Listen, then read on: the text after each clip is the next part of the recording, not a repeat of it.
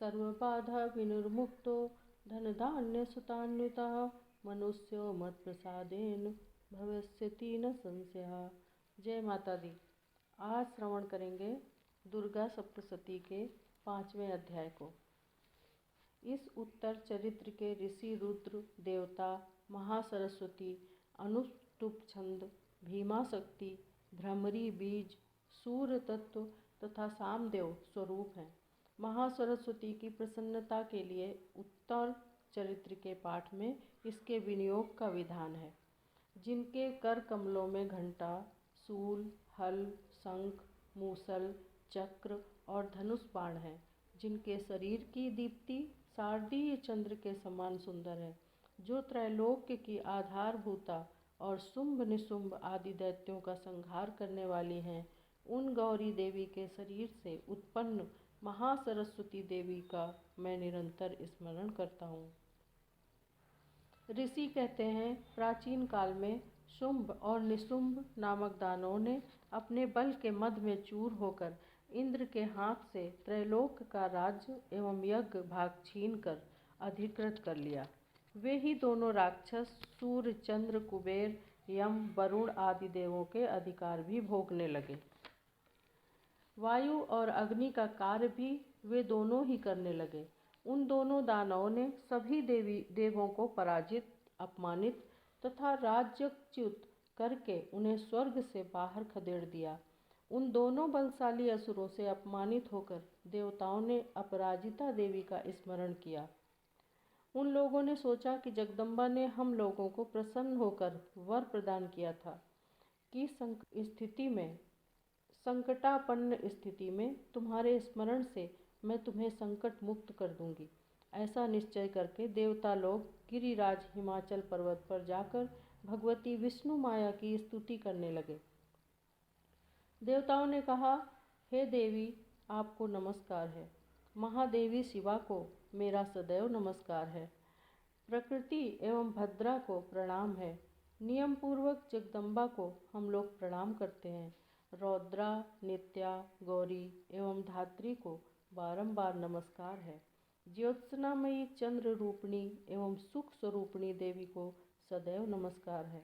शरण में आगतों की कल्याणकारिणी, वृद्धि एवं सिद्धि रूपिणी देवी को हमारा बारंबार प्रणाम है। राजाओं की लक्ष्मी तथा सर्वाणी स्वरूपा जगजननी को हम प्रणाम करते हैं। दुर्गा, संकटहारिणी, सर्वसारभूता, सर्वकारिणी, ख्याति, कृष्णा और धूम्रा देवी को मेरा सतत प्रणाम है।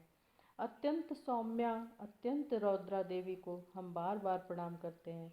जगत की आधारभूता कृति देवी को पुनः पुनः मेरा प्रणाम है।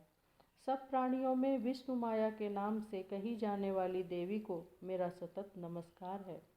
सभी प्राणियों में चेतना कहलाने वाली देवी को मेरा अभिवादन है। सभी जीवों में बुद्धि रूप से निवास करने वाली देवी को मेरा बारंबार प्रणाम है। सभी प्राणियों में निद्रा रूप में स्थित देवी को मेरा प्रणाम है। समस्त जीवों में क्षुधाग्नि रूप से विद्यमान देवी को मेरा प्रणाम है।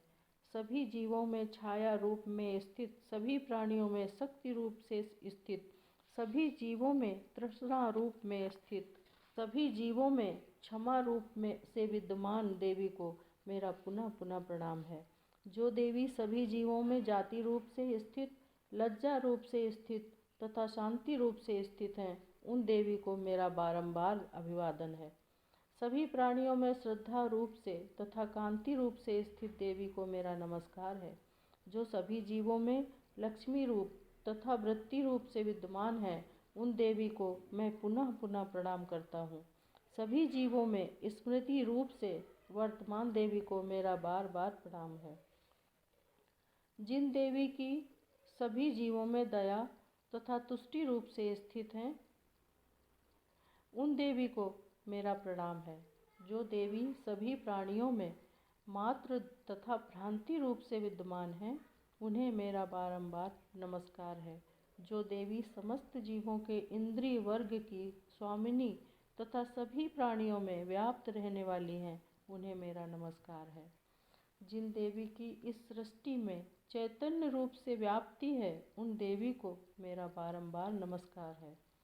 प्राचीन काल में अपनी इष्ट सिद्धि की पूर्ति होने से देवों ने जिनका स्तवन तथा देवों के राजा इंद्र ने बहुकाल तक जिनका सेवन किया, वो कल्याणकारिणी ईश्वरी हमारा हित तथा मंगल करें, मेरी सभी आपदाओं का निवारण करें।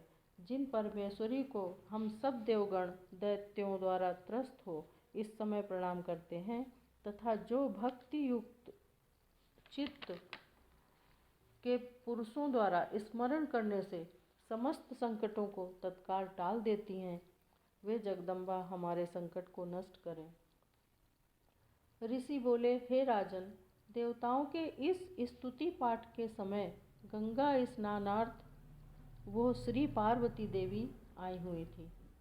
उन सुंदर भ्रुकुटी वाली भगवती पार्वती ने देवताओं से प्रश्न किया, आप लोग यहाँ किसकी स्तुति कर रहे हैं? तब उन्हीं के शरीर कोश से उत्पन्न हुई शिवा देवी ने कहा, युद्ध में निशुंभ दैत्य से पराजित तथा शुंभ से अपमानित होकर ये समस्त देवता मेरी ही स्तुति कर रहे हैं। पार्वती जी के शरीर कोश से अंबिका देवी की उत्पत्ति हुई थी, इसलिए वे इस त्रैलोक में कौशिकी नाम से संबोधित की जाती हैं। कौशिकी की उत्पत्ति के बाद पार्वती देवी का शरीर काले रंग में परिवर्तित हो गया।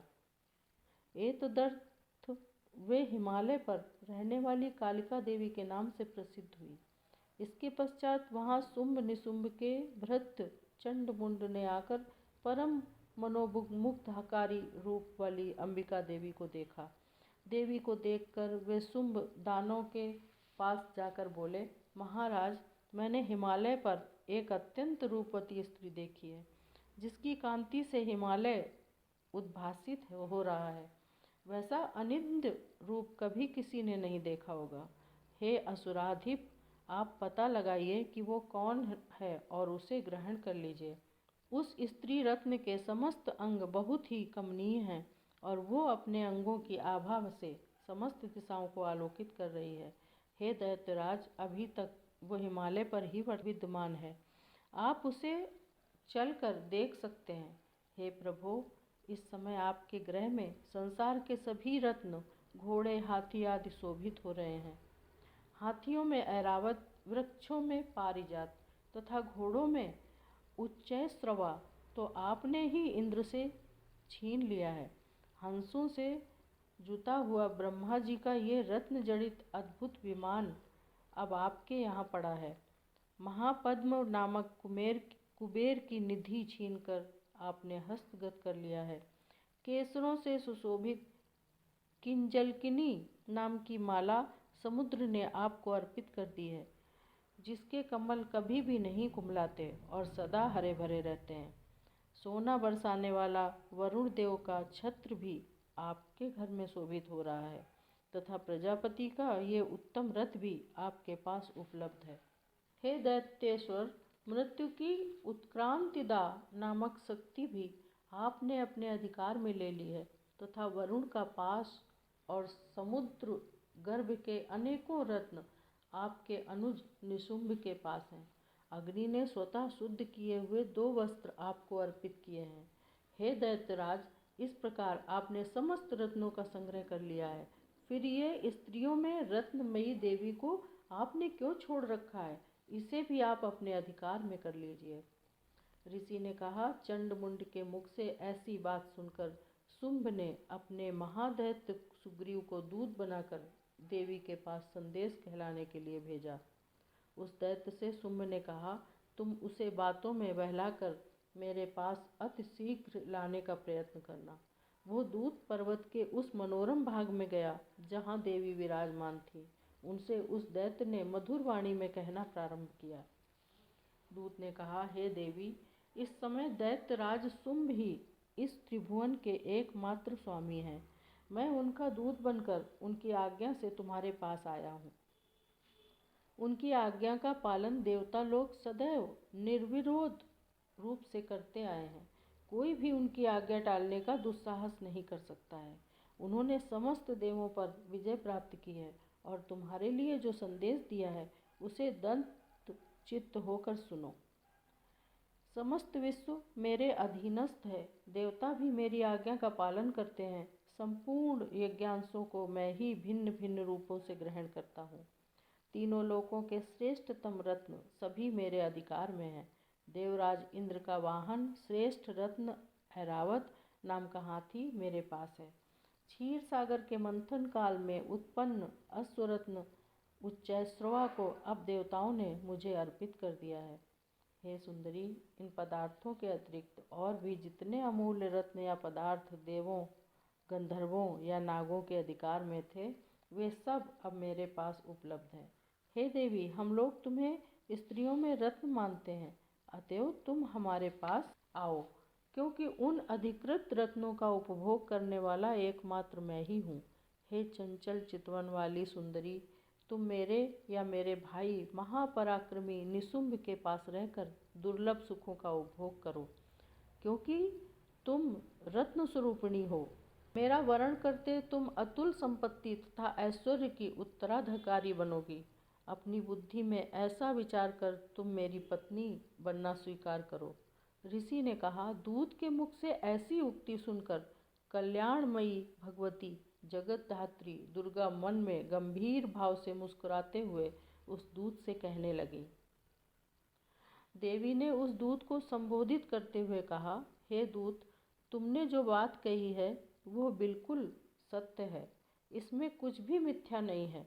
शुंभ तीनों लोकों का इस समय स्वामी और उसका भाई निशुंभ भी उसी के सदृश पराक्रमशील है, किंतु इस विषय में मैंने पहले जो प्रतिज्ञा ठान ली है उसे मैं किस प्रकार तोड़ सकती हूँ।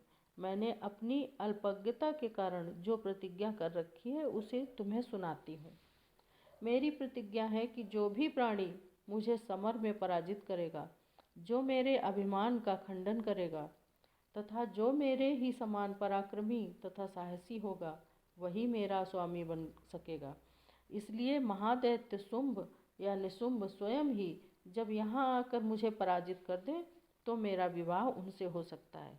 इसमें विलंब करना उचित नहीं है। तब देवी से दूत ने कहा, हे देवी, तुम मेरे सामने ऐसी अभिमानपूर्ण बातें न करो। इस ब्रह्मांड में ऐसा कौन है जो शुंभ निशुंभ के सामने खड़ा होने का साहस कर सके। अन्य निम्न कोटि के दैत्यों के सामने भी सारे देवता मिलकर युद्ध में पार नहीं पा सकते, फिर तुम अकेली स्त्री होकर क्या क्या कर सकती हो।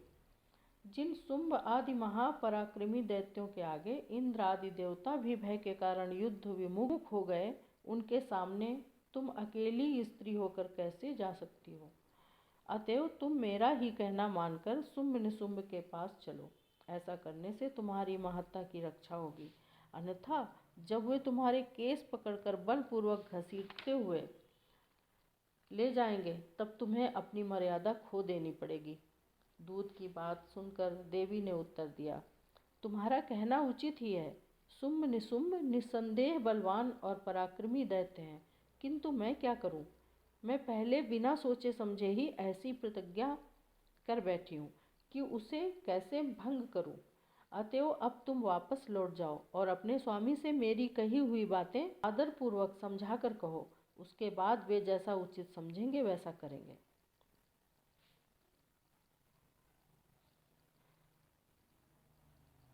इस प्रकार मार्कंडेय पुराण के सावर्णिक मनवंतर कथा के अंतर्गत देवी महात्म्य में वर्णित दूत संवाद नामक 5वां अध्याय समाप्त।